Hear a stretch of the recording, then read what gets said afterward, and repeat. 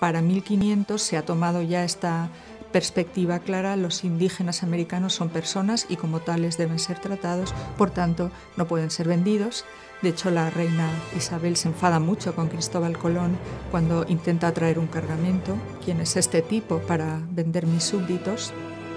A partir, en 1500 hay una operación muy interesante y muy poco conocida, porque la reina sabe que los navegantes pues, han traído algún que otro esclavo o esclava que han vendido, han regalado, y se hace por toda Castilla una operación de búsqueda para devolverlos a la isla española, lo que hoy es Haití, Santo Domingo.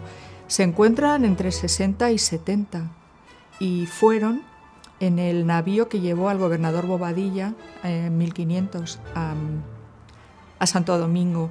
Todo lo que conocemos de la historia, desde Mesopotamia, las legiones romanas, etcétera, etcétera, todas las conquistas que ha habido civilizadoras, porque por ejemplo Atila llegó a Roma y desde luego no es civilizador de nada, no quedó nada, no hubo ninguna aculturación ni nada de nada, pero las conquistas civilizadoras siempre han sido pues invasoras, o sea, es la historia del ser humano y la historia de las culturas. En la medida en que avanzan las exploraciones y en la medida también en que poco a poco va a ir surgiendo la catástrofe demográfica, los abusos por parte de los encomenderos, etc., los dominicos desde el convento de Santo Domingo denuncian la situación y eso le llega al rey Fernando cuando está en Burgos.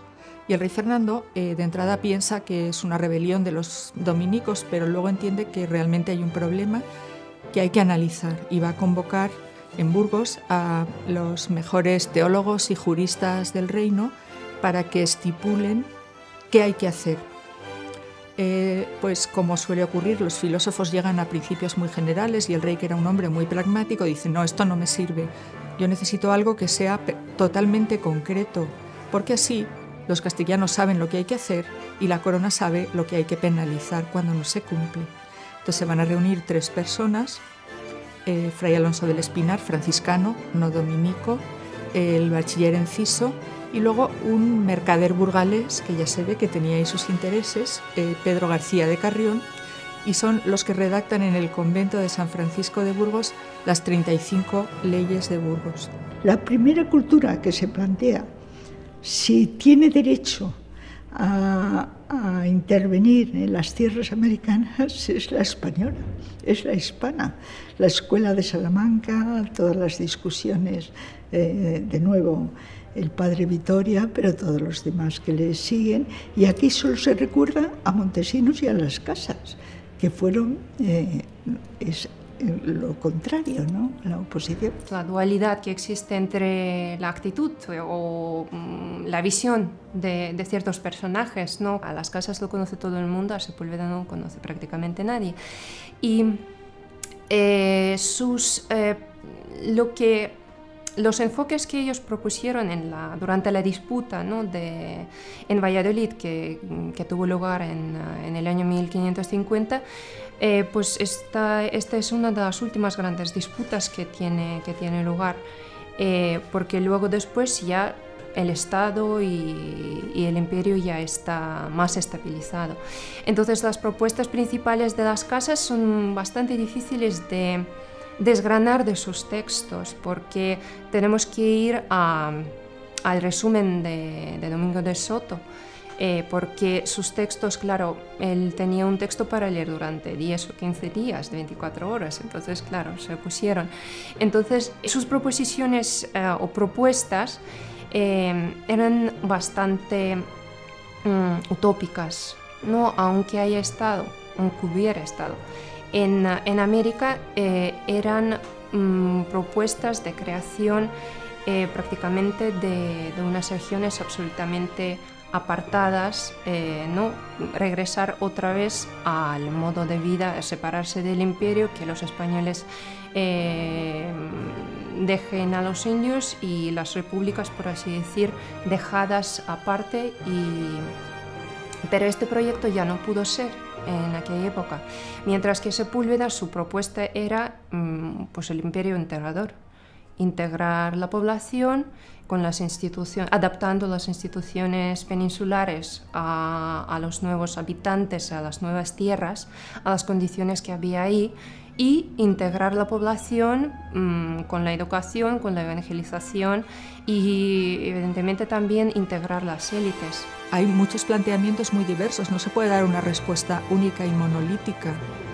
Efectivamente, el hombre que quizá ha llegado más lejos en su visión pues fue el padre Vitoria, cuando se plantea, vamos a ver, pues para 1539 ya estamos aquí, ya no podemos hacer la política o la colonización como no la hemos hecho ya, porque está hecha. Lo que tenemos que pensar es cómo podemos corregirla o ir al planteamiento de fondo. Tenemos legítimamente la posibilidad de tener la soberanía sobre América, y ahí viene pues su gran cuestión de los títulos legítimos e ilegítimos. Como es sabido, recomendó al rey Carlos I, bueno, ya al emperador, que lo mejor sería hacer también la colonización, que se pudiera descolonizar cuanto antes. Y luego ya viene otra cuestión muy interesante, me parece a mí, y es el tema de, vamos a ver, hasta ahora el pueblo que gana por las armas impone su derecho y nadie se lo va a reclamar. Pero ya ha habido una primera vuelta al mundo. El orbe todo es como una república. Tendría que existir un derecho de gentes que estuviera por encima de todos y al que todos, vencedores como vencidos, en cierto modo tuvieran que rendir cuenta. Entonces, ese planteamiento, lógicamente, es muy interesante y de ahí nace pues toda esa escuela de Salamanca, que indudablemente pudo llegar a cosas muy teóricas, pero no deja de poner de manifiesto una pluralidad increíble pues, de soluciones y sobre todo una valoración filosófica y jurídica de las personas. La escuela de Salamanca es la escuela, para mí, culturalmente más importante de la historia de la humanidad. Y es la primera que se plantea desde el punto de vista del derecho natural, los derechos que tienen los conquistados.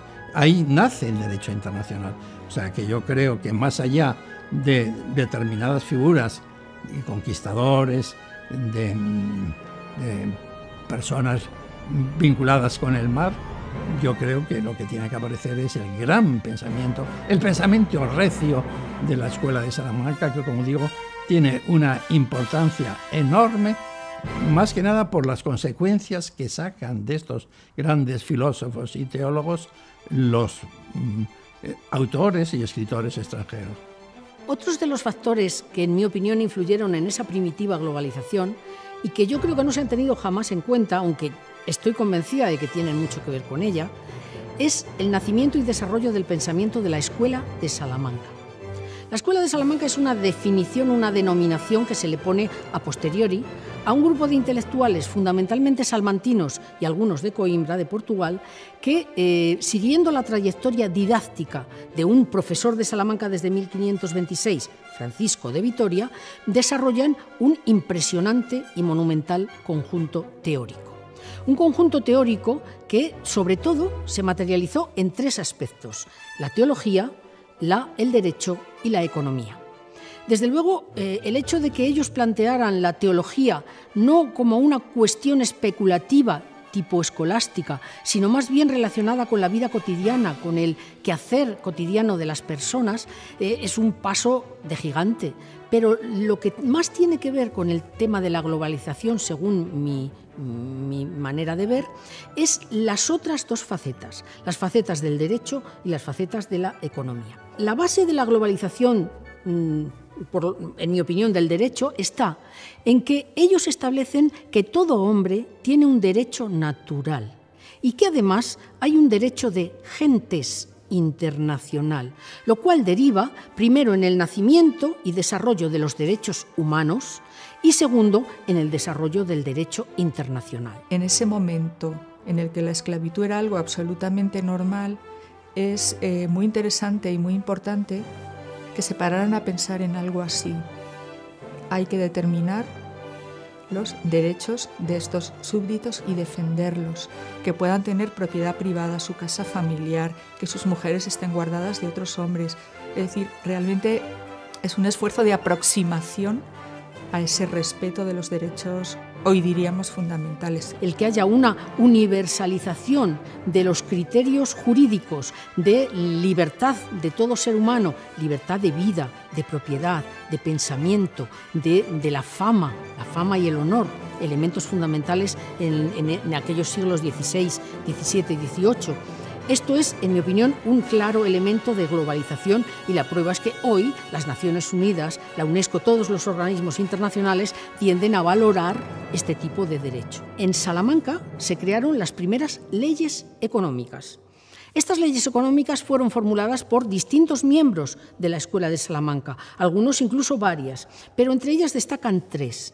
En principio, la teoría cuantitativa del dinero.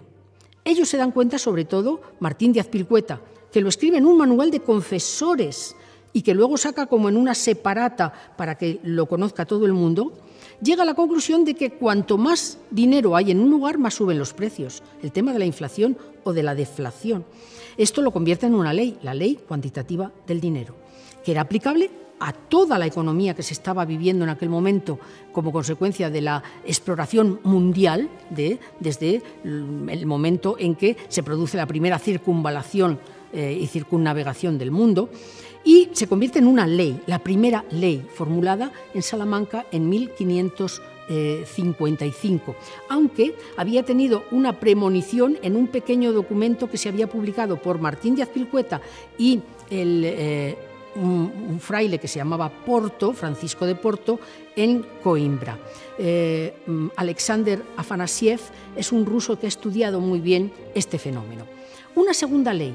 Ellos se dan cuenta de la paridad del poder adquisitivo, del valor de las divisas, que es distinto según la abundancia o no abundancia en un lugar o en otro. Y establecen la segunda ley, la teoría de la paridad del valor, del valor de la moneda, en realidad. Y la tercera, algo que nunca nadie se había dado cuenta, y es que las cosas no tienen un valor en sí mismo, sino un valor en uso y en estimación, un valor psicológico. No vale lo mismo un vaso de agua al lado de las cataratas del Niágara que en un desierto como el desierto de Gobi. Ese valor subjetivo es la tercera ley, la ley del valor y el precio, que establecieron y formularon Martín de Azpilcueta, Tomás de Mercado, Diego de Covarrubias o Mariana, que hablaba de la deflación, de la estafa por deflación que producía la política monetaria del siglo XVII, en un momento en que el valor de una moneda hasta ese momento había sido una estimación fija, y mezclando esa moneda con otro tipo de metales de menor valor, pues se estaba produciendo una estafa a quien la estaba utilizando. Eso casi le lleva a la cárcel. ¿Por qué ocurrió en Salamanca esto? ¿Y por qué no ocurrió en otros lugares? Parece que en Salamanca había una presión especial sobre los profesores, ejercida tanto por el rey como por el papa, para que estuvieran al tanto y dieran informes y soluciones a todos los problemas políticos. Es decir, que de repente las universidades, y en concreto clarísimamente la de Salamanca, se convierte en una especie de instrumento del Estado. Pero no solo pasa en España, pasa también en Francia, pasa también en otros lugares donde había centros de saber superior llamados universidades. Y dentro de esto, pues es curiosa la cantidad de información nueva que surge en esta Universidad de Salamanca como consecuencia, en mi opinión, de esa presión de informes científicos que se hacía por parte de las autoridades.